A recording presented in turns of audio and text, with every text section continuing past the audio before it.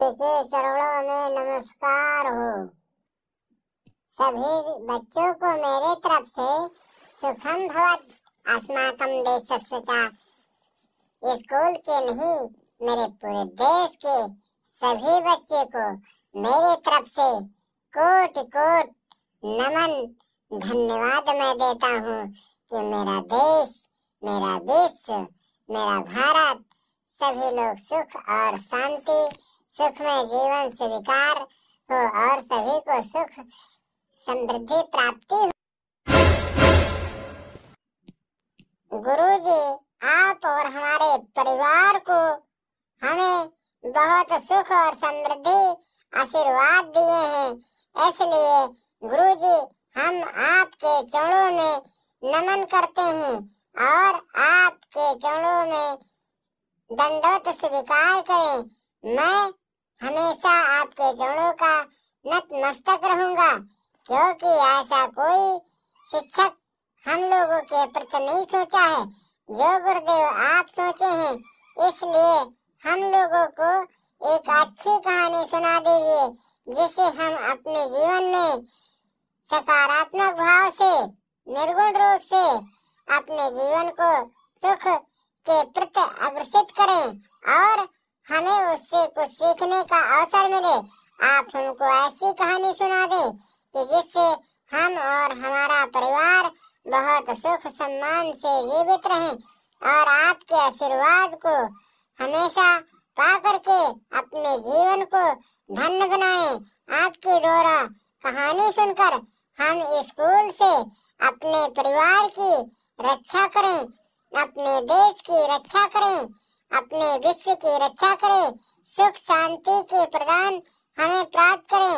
हम अपने द्वारा सभी जीवों पर दया करें और किसी प्रकार के कोई जीव को हम दुख न पहुंचाएं। हमारे मानव समाज द्वारा किसी भी जीव जंतु पर अत्याचार न हो, इस गुण को आप हमें अवश्य बताएं, जिससे कोई अच्छा मार्गदर्शक करें और हम अच्छाई की ओर तथा हानि को छोड़कर अच्छे मार्ग अपने सत्य कर्तव्य पर डटे रहें। गुरुजी, आपसे हमारा विनम्र निवेदन है कि हम लोगों की ऐसी शिक्षा दें, ऐसा ज्ञान दें, ऐसा वचन सुनाएं कि जिससे हम और हमारा जीवन, हम इस जीवन प्राणी में मनुष्य श्रेष्ठ है। मनुष्य का जीवन सभी को नसीब नहीं है, क्योंकि बड़े भाग मानुष तन पावा, सद दुर्लभ सब ग्रंथन गावा। गुरुजी, आप हमसे श्रेष्ठ हैं, आपका हम सम्मान करते हैं, नमन करते हैं और आप हमें ऐसी कहानी सुना दें कि जिससे हमारा जीवन और हम धन्य हो जाएं। स्कूल के सभी छात्र को मेरे तरफ से बहुत आशीर्वाद और अनुकंपा हम देते हैं, जिससे मेरे बच्चे सहृदयपूर्ण दयावान बने, देश के श्रेष्ठ और सर्वनायक बने। इस बात को लेकर के आज हम ये आए अपने स्कूल के सभी बच्चों को ऐसी कहानियां सुनाएंगे जिसमें उनका रुचि हो, लगन हो, तन मन धन से सेवा को अपने जीवन की ओर समर्पित करें। हम ऐसे कहानी आप लोगों को आज सुनाएंगे। आप लोग सुनकर जाइए और अपने जीवन में इसका पालन करें, इसका प्रयोग करें। फिर भी देखिए आपका जीवन कैसे सर्वश्रेष्ठ और सम्मानित बनेगा। जिस पैमाने पर आज हम बैठे हुए हैं, कल तुम हमें इससे ऊंचे स्थान पर बैठने का अवसर प्रदान करोगे। बहुत पुराने समय की बात है। एक समय में, उस पुराने काल प्राचीन समय में एक राजा एक राज्य में राज करते थे, जिनका नाम था अकबर और उनका वजीर था बीरबल। वो अकबर बादशाह और वजीर बीरबल के बीच में अनेक प्रकार की वार्तालाप चलती रहती थी और इसका दोनों में कोई भेद नहीं किया करते थे, एक दूसरे के बिना नहीं चलता था। अगर अकबर बादशाह कभी नाराज हो जाते थे तो उनको बीरबल बना लेते थे। अगर बीरबल नाराज हो जाते थे तो अकबर बना लेते थे। उस समय अकबर बादशाह और वजीर बीरबल के बीच में बहुत घनिष्ठ संबंध था। वो एक दूसरे के पक्ष बिना रह नहीं सकते थे।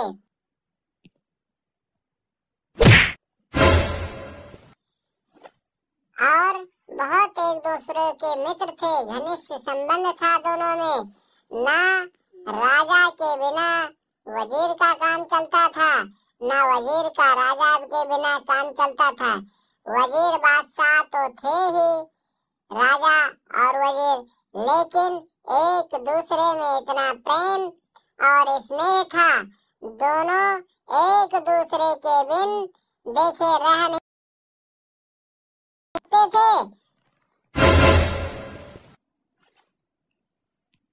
एक दोनों के बीच में बिना देखे रहा नहीं जा सकता था और कुछ कहा भी नहीं जाता था। उस समय एक नाई उनके पास था जिनका नाम था खुसरू मियाँ।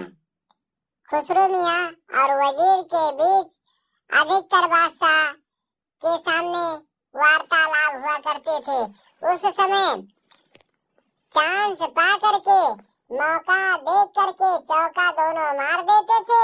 कभी बीरबल मार देते थे तो कभी वजीर मार देते थे और कभी अकबर बादशाह मार देते थे तो कभी मौका पा करके खुसरू मियाँ भी मार दिया करते थे।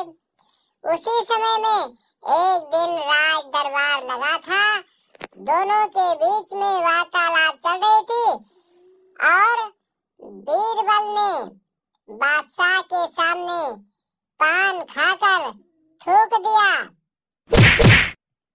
और खुसरू मियाँ नाई जी उसको देख करके न कहा जा सकता था और न बिना कहे रहा जा सकता था। तुरंत उन्होंने राजा साहब से कहा, महाराज जी ये बहुत बड़ा अन्याय है, अब ये हमसे देखा नहीं जा सकता है। राजा ने तुरंत पूछा, आखिर क्या बात हो गई खुसरू मियाँ जी? तुरंत खुसरू मियाँ ने जवाब दिया, अरे महाराज अब हम कहा नहीं सकते हैं क्योंकि आप राजा हैं और ये आपके मंत्री हैं, वजीर हैं, इसलिए आप दोनों में बहुत घनिष्ठ संबंध है और मैं इस बात को नहीं कह सकता हूँ। फिर राजा ने कहा, नहीं, तुम हमारे राज दरबार में हो तो तुम भी हमारे मित्र के समान हो, इसलिए हम तुम्हें भी उतना अधिकार देते हैं और जो कहना हो शौक से कहो, निडर हो के कहो, तुम्हारे ऊपर कोई प्रतिबंध नहीं है, ना तुम्हारे ऊपर कोई बाउंडेशन है। हम तीनों एक दूसरे के प्रति समकक्ष हैं। अगर हमारे लोगों के बीच कोई गलती होगी तो उसको जानना, समझना, बताना बहुत जरूरी है। तुरंत राजा ने कहा, जब कि इसमें डरो मत, तुरंत बताओ। खुसरू मियाँ ने कहा, नहीं महाराज जी, मैं आपसे नहीं कह सकता हूँ क्योंकि आप दोनों के बीच मैं बोलने वाला कौन हूँ? मैं तो एक नाई हूँ जो आपकी केवल हजामत करता हूँ और आप तो राजा हैं और आपके ये मंत्री हैं। इन दोनों के बीच तीसरा बोलने वाला बहुत मूर्ख होता है। अगर मैं इसके बीच में कह दूंगा तो आज नहीं कल इसके चपेट में मैं जरूर आ जाऊंगा। राजा ने कहा, नहीं, ऐसी बात नहीं है, तुम भी मेरे राज का प्रजा हो, इसलिए जितना अधिकार बीरबल को है उतना अधिकार तुम्हें भी है, तुम कहो डरो मत। बीरबल ने कहा कि भाई कहो, हमारे बारे में तुम्हें क्या कहना है? इस बात को साहस पा करके खुसरू मियाँ ने तुरंत जवाब दिया कि अरे वजीर साहब, ये कोई बात नहीं हुई कि जहाँ पाओ वहाँ थूक दो। आपने पान खा के थूक दिया है, कल हमें इसको साफ करना पड़ेगा। आप ऐसा ना करो, आप एक काम करो, हमारे बीच में मत थूका करो, जहाँ कहीं खराब स्थान हो वहीं थूक दिया करो। राजा ने कहा, भाई ये तो बहुत अच्छी बात कह रहे हैं, बीरबल तुम ऐसा क्यों करते हो? बीरबल ने कहा, सरकार हमसे गलती हो गई। अरे राजन, हमसे गलती हो गई, अब हम ऐसा नहीं करेंगे, आप हमें क्षमा करें। जब बीरबल ने यह बात कह दी और क्षमा मांग ली, खुसरो मियां बड़े शौक से कहा, चलो ठीक है भाई, हम तो तुम्हें माफ करते हैं, लेकिन इस बात को ध्यान रखना, जैसे दूसरे दिन इकट्ठा हुए और एक दूसरे के परत दरबार लगने की बात थी।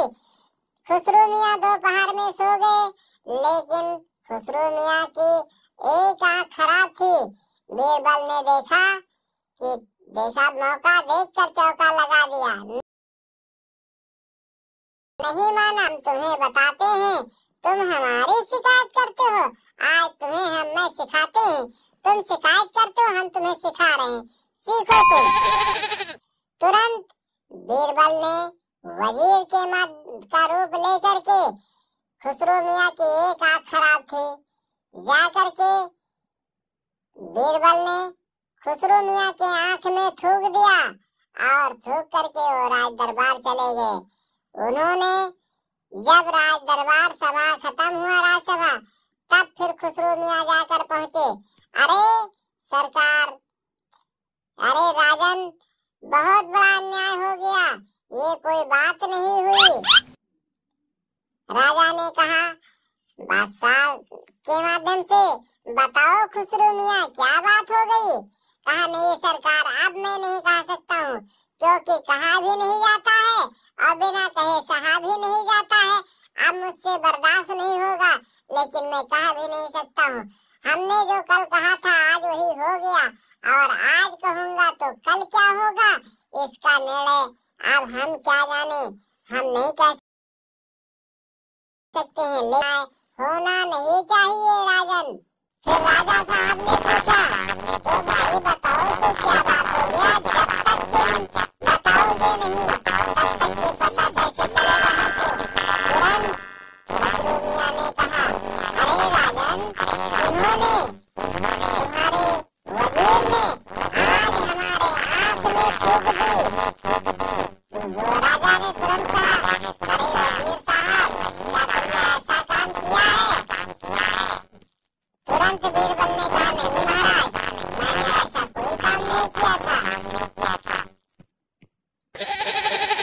फिर तुरंत उन्होंने कहा, नहीं राजन, मैंने ऐसा कोई काम नहीं किया। कहा, नहीं भाई, किया तो है, तुम खुसरो मियां बता रहे हैं, तुम उनके आंख में क्यों थूक दिया? कहा, बीरबल ने बताया, हे राजन, मैं आपको हाथ जोड़कर आपसे विनम्र निवेदन करता हूँ, क्योंकि आप ही के बीच में कल बात हुई थी, तो खुसरो मियां ने कहा, आप यहाँ पान खाकर थूक देते हैं, तो हमने सोचा इनकी बात को माननी चाहिए, हमने वहाँ नहीं थूका। इनकी एक आंख खराब थी, हमने देखा कि जब ये आंख कोई काम की नहीं है, इसकी कोई जरूरत ही नहीं, समझ लो ये जगह खराब है, हमने पान खाया था तो इनकी आंख में थूक दिया। सारी जनता देख करके यह बात सुन करके हंस पड़ी और खुसरो मियां शर्मा गए। कहा, अब बताइए क्या होना चाहिए? तो कहा, अब बताओ भाई, क्या होना चाहिए? खुसरो मियां सोचते रहे, सोचते सोचते बहुत चकित हो गए और उनके बात में कुछ सूझबूझ न रहा, और उन्होंने बीरबल को नीचा दिखाने के लिए बादशाह के पास अनेक से अनेक प्रकार की शिकायतें बीच में रखा करते थे। लेकिन खुसरो मियां एक तो नाई थे, फिर भी उनको समझ नहीं था कि अगर वजीर होगा तो राजा से तेज दिमाग वाला होगा, फिर इसको कैसे सजा मिलेगी। लेकिन खुसरो मियां बाजी पर बाजी मारते गए, अपनी हार नहीं मानी और उन्होंने ऐसा ही करते रहे जैसा होना चाहिए। फिर अगले दिन बीत गया, 2 4 10 दिन बीत गया, महीनों बीत गया। दांव लगाते लगाते एक समय ऐसा आया कि खुसरो मियाँ ने कहा, महाराज जी, आज से मैं आपसे कुछ कहना चाहता हूँ। तो राजा ने कहा, बताओ खुसरो मियाँ, तुम्हें बराबर अधिकार है। हमने तुमको पहले बताया था कि तुम्हारी बात मानी जाएगी, तुम्हारा फैसला सुना जाएगा, तुम्हारा निर्णय लिया हम मानेंगे। इस बात को लेकर के खुसरो मियाँ बोल पड़े। कहा, हे राजन, कहो तो मैं कहूँ, अगर मानो तो कहूँ, ना मानो तो ना कहें, क्योंकि कहो उसी से जो माने खुशी से, कहे ना किसी से, क्योंकि आप राजा हैं और हम प्रजा हैं। तो इसलिए मैं पहले आपसे निवेदन करता हूँ, फिर मैं कहूँगा। राजा ने तुरंत जवाब दिया, नहीं खुसरो मियाँ, तुम्हारी बात मानी जाएगी। ऐसा क्या बात है, तुम कहो हमसे। तुरंत राजा ने जवाब दिया कि तुम कहो, हम तुम्हारी बात का पालन करेंगे और तुम्हारी बात अवश्य मानेंगे। तुरंत खुसरो मियाँ ने कहा, अरे महाराज जी, आप ये नहीं जानते हैं कि आपके पूर्वजों को मरे हुए कितने साल हो गए। आज तक उनका कोई हाल पता लेने नहीं गया है, और आप अनुमति दे तो इसमें से कोई उनका हाल पता लगा आए, और जा करके जब उनका हाल पता मिल जाएगा कि कैसे ठीक से हैं कि नहीं है, और जब वो ठीक से रहेंगे तो उनकी व्यवस्था में कोई कमी नहीं होनी चाहिए। अगर स्वर्ग लोक में उनकी व्यवस्था की कोई कमी हो तो उनकी तुरंत यहाँ जरूरतें पूरी की जाए। राजा ने खुसरो मियाँ की बात मान ली और खुसरो मियाँ से कहा, बताओ खुसरो मियाँ, इस समस्या का समाधान कैसे हो। हमारे पूर्वजों का पता लगाने के लिए किसको भेजा जाए, इसका निर्णय हम तुम्ही को दे रहे हैं। तुम जिसको चाहो उसको पूर्वजों का पता लगाने के लिए, खबर लाने के लिए भेज दो कि हमारे पूर्वज कैसे हैं। तुरंत खुसरो मियाँ ने जवाब दिया, अरे सरकार, इसका निर्णय हम क्या कर सकते हैं।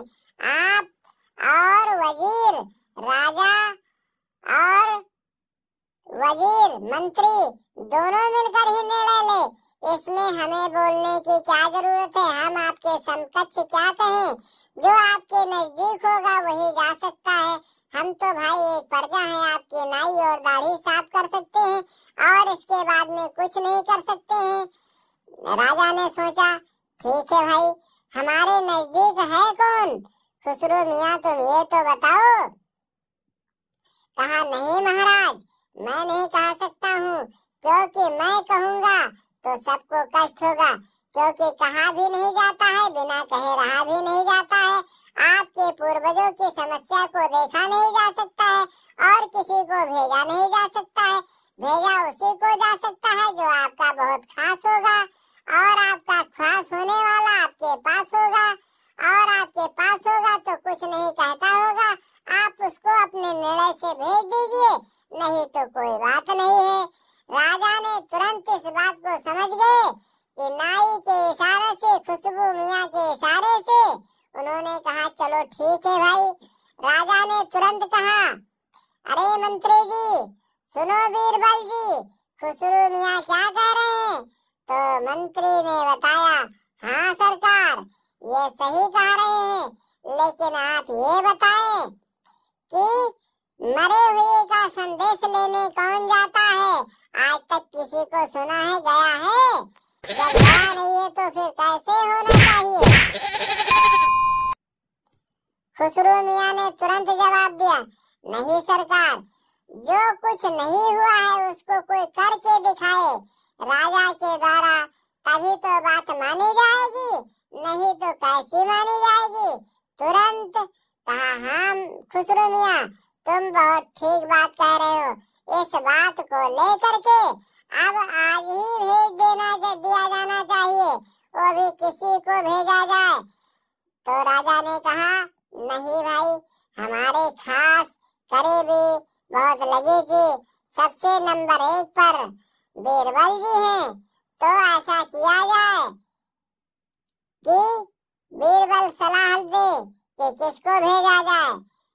फिर खुसरो मियाँ बोल उठे, महाराज जी, अब इनसे ज्यादा यहाँ के बारे में कोई ज्यादा नहीं जानता है, तो स्वर्गलोक के बारे में भी कोई नहीं जानता होगा, इसलिए हमारा निर्णय ये है कि बीरबल को, आपके मंत्री को ही भेजा जाए स्वर्गलोक में, जिससे उनका पूर्ण रूप से पता लगाएं और पता लगा करके आए, आपको संदेश दें, क्योंकि जो दूसरा चला जाएगा वापस नहीं आ पाएगा, जो सबसे बुद्धिमान होगा वही वापस आएगा। कहा, ठीक है भाई। अरे खुसरो मियाँ, तुम्हारी बात तो हमारे बहुत समझ में आ गई, बहुत समझ में आई।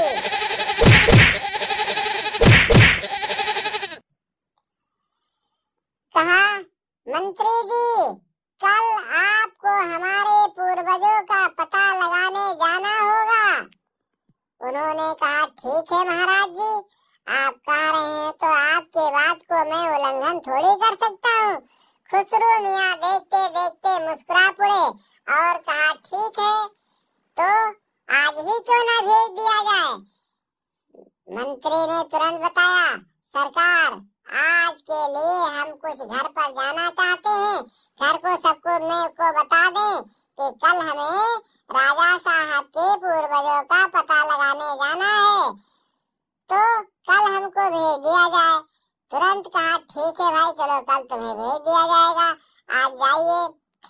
जा करके वजीर अपने घर पहुंचे बीरबल और कहा, अब बहुत बड़ी बात हो गई, अब मेरी जान नहीं बचेगी, अब बताओ क्या किया जाए। घर में पहुंचे तो कुछ ना खाए ना कुछ पिए, बेचैन हो करके बैठ गए। उसी बात को लेकर के राजा साहब, मंत्री और राजा के बीच जो वार्ता चली थी, वो घर में बात नहीं कर सकते थे, लेकिन अंत में कहना पड़ा। कहा, ठीक है। राजा बीरबल की पत्नी ने बताया, तुम भोजन करो, इसका सलाह और उत्तर मैं बताऊंगी।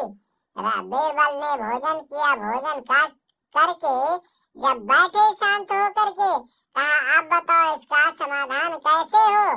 कहा, ये बताओ कि उनके पूर्वजों को कहाँ जलाया गया था। तो कहा, उनके उस खेत में जलाया गया था। उसने कहा, चलो ठीक है। बीरबल ने अपने घर के द्वारा वहाँ जहाँ से उनके पूर्वजों को जलाया गया था वहाँ तक एक सुरंग बनवा दी। नेक्स्ट दिन जैसा किया वैसे बीरबल को गए और कहा, ठीक है महाराज जी, अब हमको भेज दिया जाए। तो कहा, ठीक है भाई, भेज दिया जाएगा, लेकिन कैसे भेजा जाए। तो खुसरो मियाँ ने कह दिया, महाराज जी, जैसे आपके पूर्वजों को जलाया गया था वैसे इनको भी जलाकर भेज दिया जाए। कहा, ठीक है।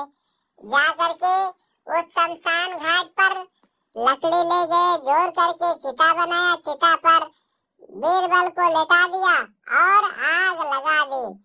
जब गर्मी लगी, बीरबल ने जोर से फूंक दिया, सुरंग फूट गया और उसी के माध्यम से वो अपने घर को चले आए और सारी लकड़ी जलकर राख हो गई। फिर 6 महीने तक बीत गया, 3 महीने बीत गए, बीरबल राजा के पास नहीं गए। जब 1 साल हो गया, कहाँ तक नहीं गए बीरबल राजा के पास। जब 1 साल से ऊपर हो गया तो उन्होंने ना दाढ़ी बनवाया, ना बाल कटाया, ना नाखून कटाया। एक दिन अचानक जा करके बीरबल के जी राज दरबार में पहुंच गए। बड़े बड़े दाढ़ी रखाए हुए, बाल रखाए हुए, नाखून प्रेतों जैसे रखाए हुए जा पहुंचे तो कहा, अरे बीरबल तुम कहाँ। अरे महाराज जी, कहो नहीं, मैं आपके पूर्वजों का पता लगाने गया था और जा करके जब पता लगाया तो बहुत दिनों तक मैं वर्षों को बहुत अच्छा लगा। वहां तक वर्षों तक हम रहे, अनेक प्रकार के व्यंजन खाए, खूब सोए, खूब घूमे, खूब देखे वाले कि फिर कभी आना पड़े तो हमको कोई दिक्कत ना पड़े, मैं तुरंत लौट जाऊं। इसी बात को लेकर के तो कहा अब वहाँ सब कुछ ठीक है? कहा हाँ महाराज बिल्कुल ठीक है, ना कोई परपंच है ना कोई फरफंद है। स्वर्ग में देखो जिधर देखो उधर आनंद ही आनंद है, स्वर्ग में जिधर देखो उधर आनंद ही आनंद है। तो कहा अब अच्छी खबर लेके आए हो? कहा नहीं महाराज जी, एक समस्या है, एक समस्या है वहाँ पर। कहा कौन सी समस्या है? राजा ने पूछा। अरे मेरे पूर्वजों की कौन सी समस्या है, बताओ हम क्या करें उनके लिए?